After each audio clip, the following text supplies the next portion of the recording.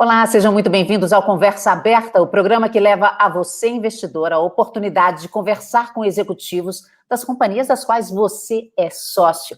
Nosso convidado de hoje é o Grupo Fleury. Eu tenho o prazer de receber aqui a Jeane Tsutsui, que é CEO do grupo. Tudo bem, Jeane? Obrigada, viu?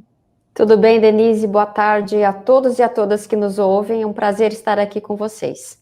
Prazer todo nosso. Também presente aqui na nossa conversa, o Fernando Leão, que é diretor executivo de Finanças e RI da empresa. Tudo bem, Fernando? Tudo bem, Denise? Muito obrigado pelo convite. Boa tarde a todos também que nos assistem. Então, vamos lá. Gente, o Fernando e Jeane, sempre que eu tenho assim, dois convidados, às vezes eu me confundo, não sei para quem exatamente fazer a pergunta, mas vocês podem se complementar. A ideia é que seja um bate-papo, tá? Então, você fala uma pergunta para a Jeane, o Fernando pode complementar e vice-versa. E lá pelo meio, se tiver pergunta da audiência, eu vou colocar aqui também no mix, né, na nossa conversa aqui. Eu queria começar perguntando para vocês efeitos da pandemia, é claro, que no ano passado vocês ampliaram muito o atendimento em domicílio, né, para poder se contrapor naquele momento de isolamento maior das pessoas, e também aumentou muito o volume de receita, no volume da receita de exames de Covid. Então, Jeane, queria começar perguntando para você, primeiro eu queria que você falasse dos exames, o peso dos exames de Covid nos números de vocês, e essa coisa do atendimento em domicílio, quanto que ele cresceu e qual a perspectiva?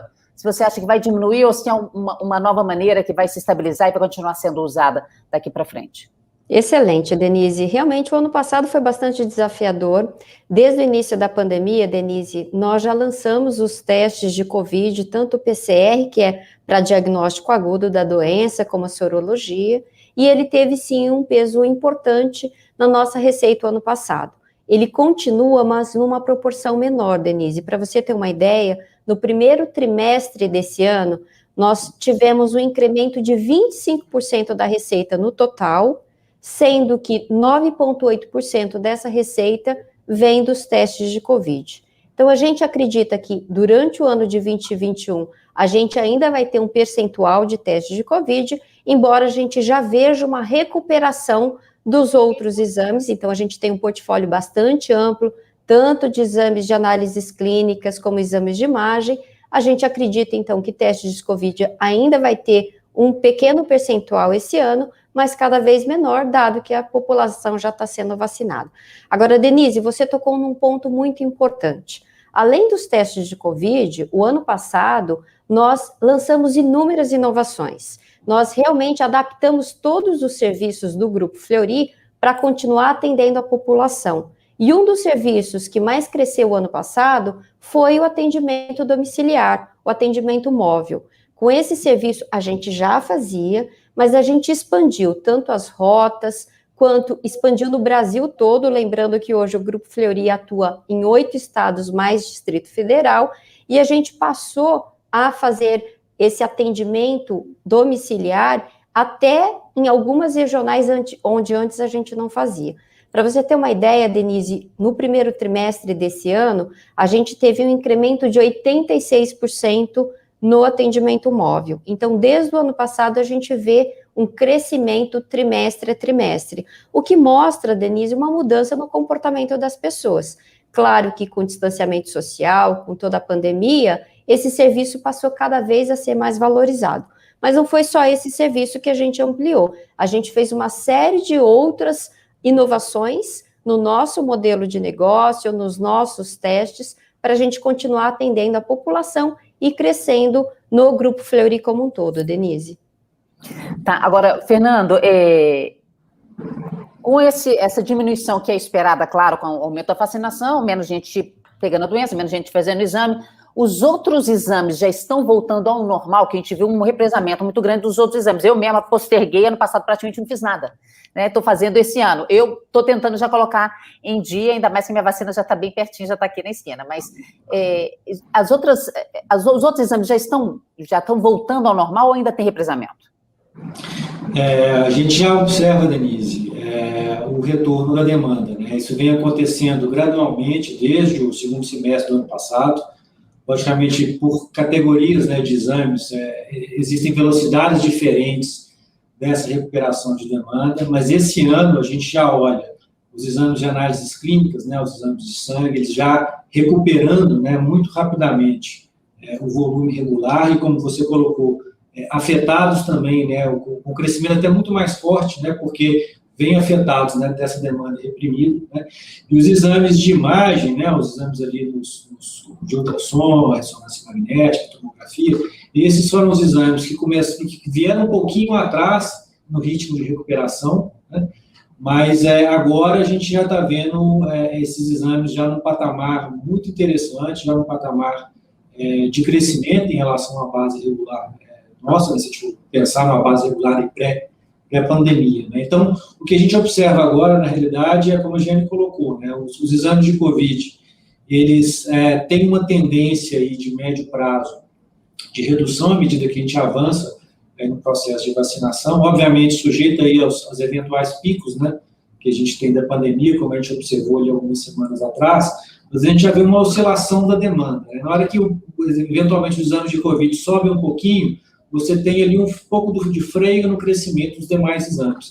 Mas a gente vê hoje recuperação constante, né, de todos os exames, né, de todas as categorias de exames, por dizer assim, e a gente observa, assim, e olhando para frente, né, eu acho que a pandemia, ela trouxe ensinamentos valiosos, né, para as pessoas, e um deles, obviamente, é o cuidado com a saúde, né. Então, a gente vê perspectivas muito positivas para a companhia em termos de crescimento de demanda, olhando para frente, até mesmo pelo posicionamento, né, que nós entendemos que o grupo como o grupo se colocou, né, durante toda esse último ano, e da maneira que a gente está encarando e, obviamente, servindo os nossos clientes. Mas, Giane, você acha que vai ter essa substituição, minha pergunta é assim, vai ter algum baque na queda do faturamento, da queda da receita com a diminuição dos exames de Covid, ou você acha que uma coisa ela vai vir bem equilibrada? E outra pergunta, os exames que já estão sendo retomados com mais rapidez são os mais rentáveis para a empresa ou não? Denise, em primeiro lugar, assim, essa visão de que a recuperação, ela aconteceu já no segundo semestre do ano passado. Então, quando a gente olha o ano passado, a gente teve um segundo trimestre com uma redução de receita, mas a gente recuperou no segundo semestre.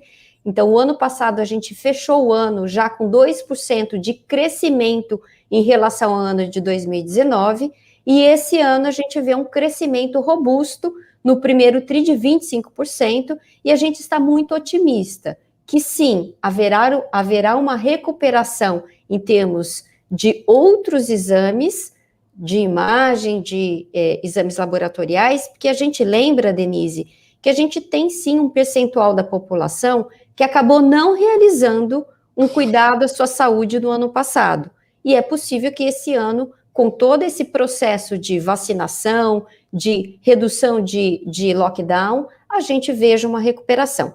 Agora, Denise, eu queria enfatizar um outro ponto, que é o posicionamento do Grupo Fleury. Desde o ano passado, a gente já vem colocando que nós saímos de uma posição de ser uma empresa de medicina diagnóstica para ir além e ser uma empresa de saúde. O que nós queremos dizer com isso?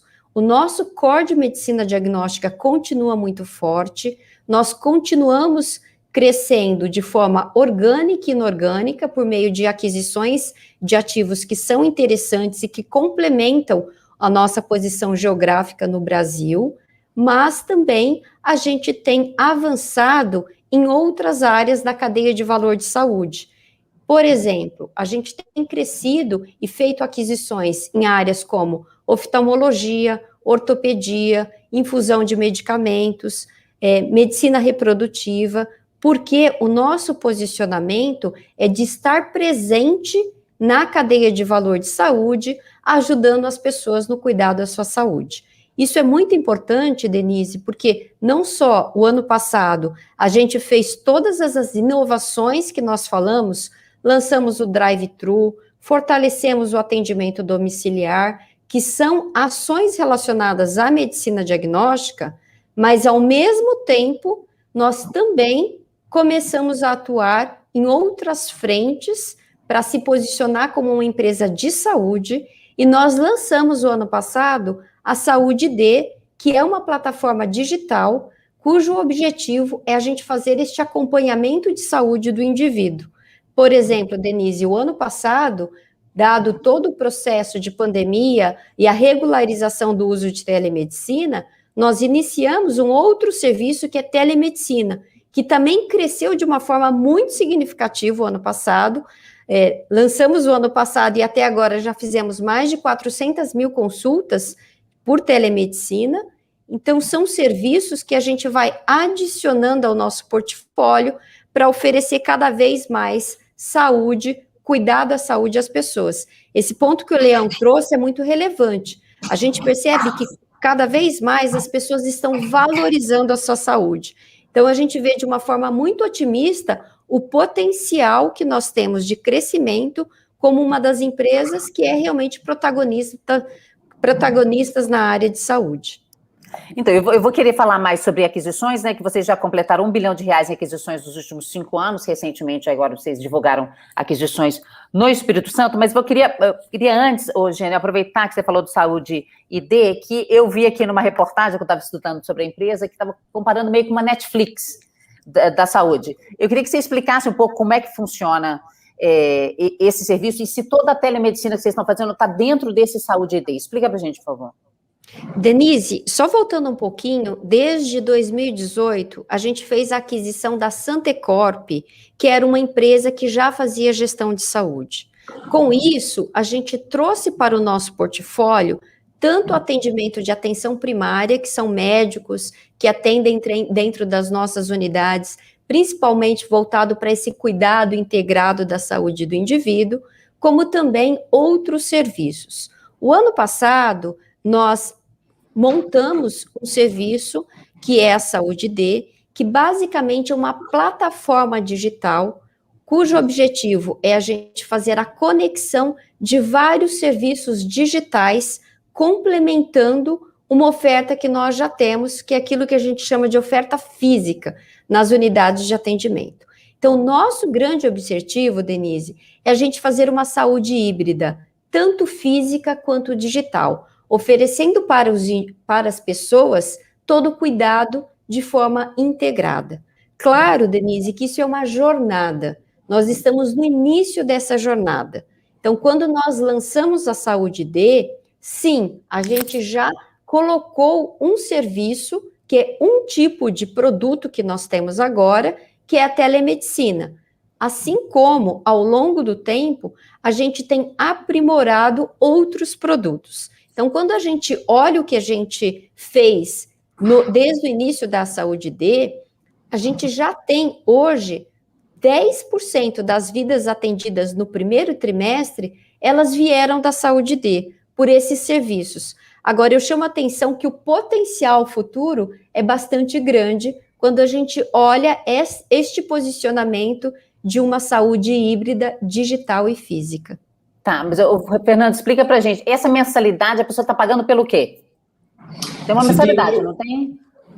Sim, depende, obviamente, do que se está contratando, tá, Denise? A gente tem modelos onde você pode contratar um pacote com um determinado número de consultas, pode ser todas presenciais, pode ser todas online, por telemedicina, pode ter alguma modalidade presencial, e eventualmente pacotes também com exames de menor complexidade, né? A gente está, como a Jenny colocou, isso é o início de uma jornada, né? Então a gente está pilotando determinados produtos dentro de saúde D ainda, mas dentro da jornada do paciente, da jornada de cuidado que a Jeane acabou de mencionar, né?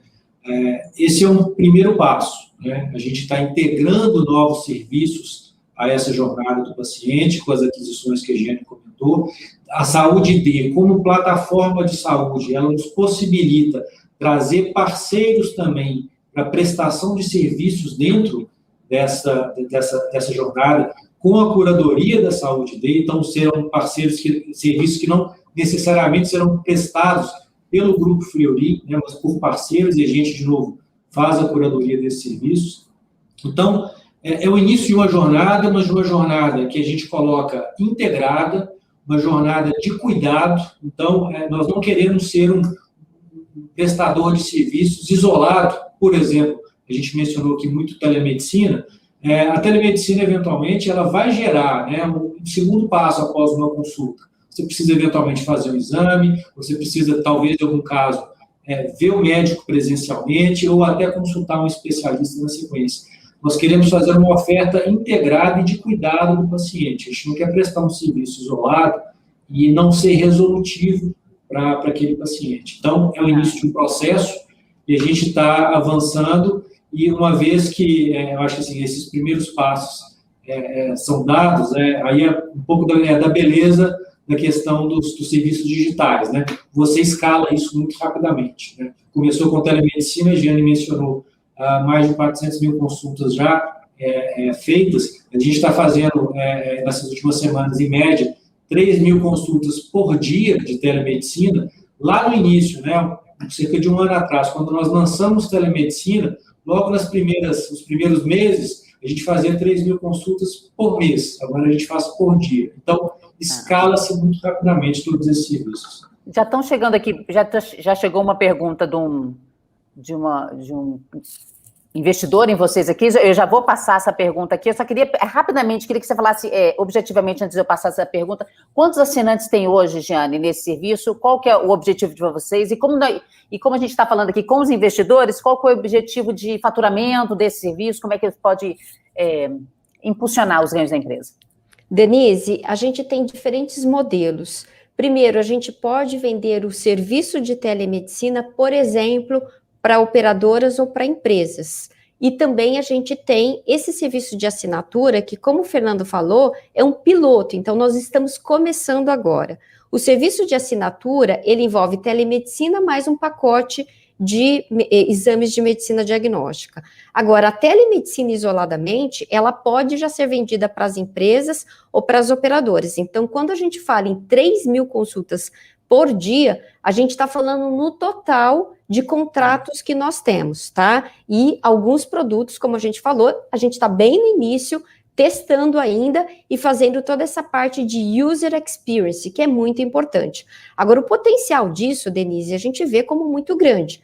Por exemplo, quando a gente fala de serviços direto para o consumidor, nós sabemos que a gente tem um super desafio de acesso à saúde no país. Apenas 25% da população hoje tem acesso a planos de saúde, então tem um potencial muito grande.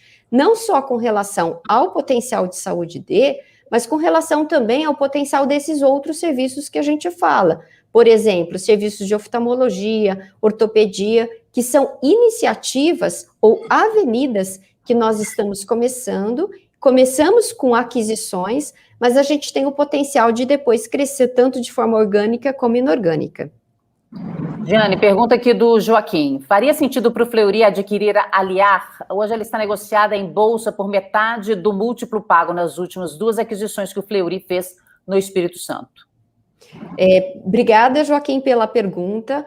Nós estamos o tempo inteiro olhando para ativos que agregam valor ao nosso negócio. Sejam ativos de medicina diagnóstica, como a gente acabou de anunciar no Espírito Santo, e a gente ficou muito feliz porque a gente entra numa nova praça com ativos que têm muito reconhecimento pela comunidade médica e, principalmente, tem ali um portfólio de análises clínicas com uma história muito forte, tanto PRET quanto bioclínico.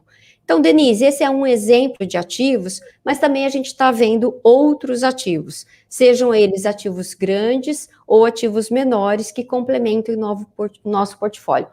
Claro que para você fazer essas negociações, você tem que toda uma discussão, tanto do preço, porque como a gente falou, é muito importante que a gente olhe para aquilo que realmente vai agregar valor ao nosso negócio, como a própria intenção ali de todo mundo de fazer com que o negócio seja concretizado. Então, de uma maneira geral, a gente está muito atento para vários ativos, mas a gente, obviamente, aqui, a gente não quer falar de um especificamente. O que a gente pode afirmar é que temos um portfólio robusto, sendo visto não só em medicina diagnóstica, mas também com relação a esses novos elos que a gente chama na cadeia de valor. Então, outros ativos que complementam esta nossa oferta de serviços integrados para cuidar da saúde das pessoas.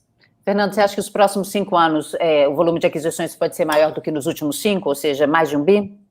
Com certeza, com certeza. A gente iniciou uma jornada, né, de aquisições lá no final de 2017, né, a empresa ela tinha feito uma grande aquisição nos idos de 2011, 2012, né, retornou então as compras, né, em 2017. A gente veio acelerando esse processo, né, com o tempo, a Giane já mencionou aqui, desses últimos 6 meses, diversificando também, né, os ativos, né, em termos ali de segmento, né, de prestação de serviços. Isso abre uma outra avenida, né, de crescimento via aquisições para a companhia também. E a companhia, né, como ela está hoje, né, do ponto de vista financeiro, muito saudável, né, gerando resultados robustos, com baixa alavancagem, né, a gente tem ali, então, acho que todo o potencial, né, para continuar destravando o valor através de aquisições e, de novo, assim, um acesso fácil ao mercado de capitais, com dívida bem equacionada, para a gente eventualmente tomar recursos no mercado e continuar acelerando esse processo de aquisições. Então, definitivamente, sim, os próximos 5 anos serão muito mais robustos de crescimento através de vias inorgânicas para o Fleury. Eugênio, como diferenciar a sua plataforma dos demais players, sejam prestadoras ou operadoras? Alguns têm hospital próprio, né, no ecossistema e dizem que isso é um diferencial. Como é que vocês veem isso? Excelente pergunta, Denise. O primeiro ponto, eu acho que um dos grandes desafios quando você coloca uma plataforma é você realmente fazer o engajamento das pessoas nessa plataforma. Por quê? O Fernando colocou muito bem. A gente não quer simplesmente que ele interaja uma vez. A gente quer capturar o lifetime value desse indivíduo. Ou seja, que ele entre na plataforma, se engaje, ao longo do tempo tenha todas as ofertas necessárias para o cuidado da sua saúde e fique não só com todos os dados nessa plataforma. Por exemplo, hoje a nossa plataforma já tem o prontuário, onde você tem o seu histórico, você tem todos os resultados de exames e ao longo do tempo a gente vai conduzir o indivíduo na jornada de cuidado. O que diferencia dos nossos concorrentes? Um ponto muito importante, Denise, é a questão da confiança. Hoje nós sabemos que a gente tem marcas muito reconhecidas, com alto nível de satisfação e uma relação de confiança muito grande com os nossos serviços de medicina diagnóstica. A gente quer também criar toda essa relação de confiança do indivíduo com a nossa plataforma para que ele realmente se engaje. Para isso, a gente precisa trazer soluções. Então, a gente não quer simplesmente vender serviços e trazer receitas. A gente precisa trazer soluções para o cuidado, seja por meio de soluções de serviços ou soluções digitais. Por exemplo, você pode ter um indivíduo que ele tem insônia, por exemplo. Então, a gente quer trazer ferramentas que façam a detecção deste problema e traga solução para a vida dele. Uma vez que você faz isso, você realmente consegue engajar o indivíduo no cuidado da sua saúde. Um ponto que foi trazido é a questão de hospitais. Hoje, realmente, no momento atual, nós não temos hospitais. A gente tem uma avenida clara de crescimento em medicina diagnóstica, em novos serviços ambulatoriais, e quando a gente fala dessas especialidades, a gente também fala de procedimentos como, por exemplo, de hospital-dia, que hoje a gente já tem no nosso portfólio. Quando a gente adquire a clínica de olhos Moacir Cunha, a gente faz cirurgias ambulatoriais e a gente tem parceiros hospitalares. Hoje a gente já presta serviços de medicina diagnóstica em quase 30 hospitais parceiros. E na nossa visão de cuidado integrado, a gente pode fazer essa conexão da jornada com hospitais parceiros. O nosso principal objetivo, Denise, quando você olha o modelo de negócio de plataforma, ele tem este modelo que é asset light. Nem sempre você precisa ter o ativo comprado pelo Grupo Fleury. A gente pode ter parceiros que atuam nesta plataforma de forma a ter a integração da jornada, a integração do cuidado, a integração das informações. Então, esta é a nossa visão de como cada vez mais a gente quer estar presente na vida das pessoas. Fernando, agora falando sobre as ações, vocês abriram capital em 2009, a empresa é muito antiga, né, como eu falei, de 1926, vocês abriram capital em 2009, eu queria que você falasse um pouquinho como é que está a liquidez desses papéis, o desempenho desses papéis, e se tem algum plano da empresa para aumentar a liquidez, pagamento de dividendos, fala aí um pouquinho sobre esse aspecto mais ligado à ação, que o pessoal também fica bem curioso. Claro, perfeito. Bom, hoje nós temos um pouco menos do que 60%, né, das ações no float hoje no mercado, né? Um papel bastante líquido, né, o papel faz parte, né, do índice Bovespa já há alguns anos. Dividendos, né, você mencionou, a gente tem um histórico já de alguns anos de pagamento integral, né, basicamente, de dividendos, então com um payout ali máximo dentro do limite legal, né, estabelecido. E como eu mencionei, né, a companhia financeiramente muito saudável, com alavancagem muito baixa, né, com todos esses componentes aí ao redor. A ação ela teve um desempenho muito importante, né, de 2014, 2015 até agora, né, em função aí da entrega de resultados, né, que a companhia trouxe, né, para os acionistas, né?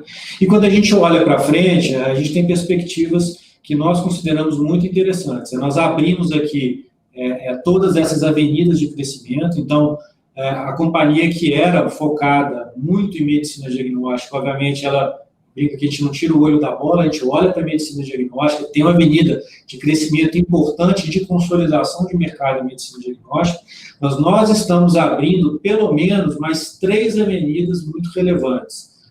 A primeira delas novos negócios, né, com toda essa diversificação de serviços que a gente está colocando. A gente já mencionou as aquisições que nós fizemos em ortopedia, em oftalmo, em infusões.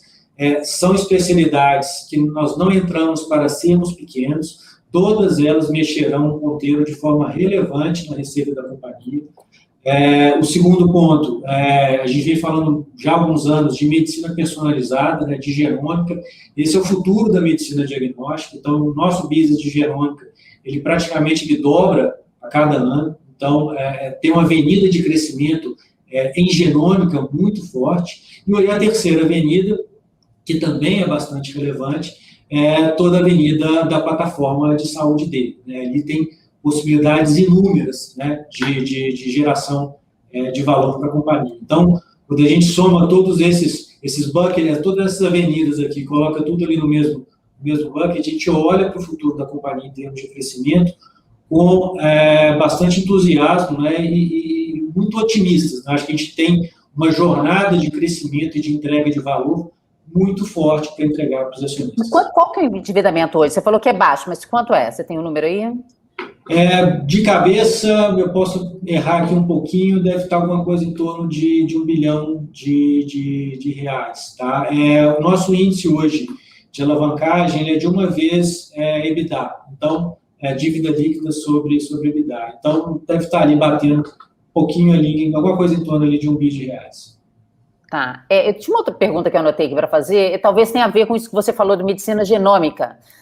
Jeane, o grupo já é capaz hoje, com os dados que tem, com o volume de dados que tem das pessoas, de fazer previsão de patologias que os clientes que vão até os seus laboratórios, vocês pensam em investir mais, fazer uma aquisição de alguma empresa especializada nisso, ou desenvolver isso internamente?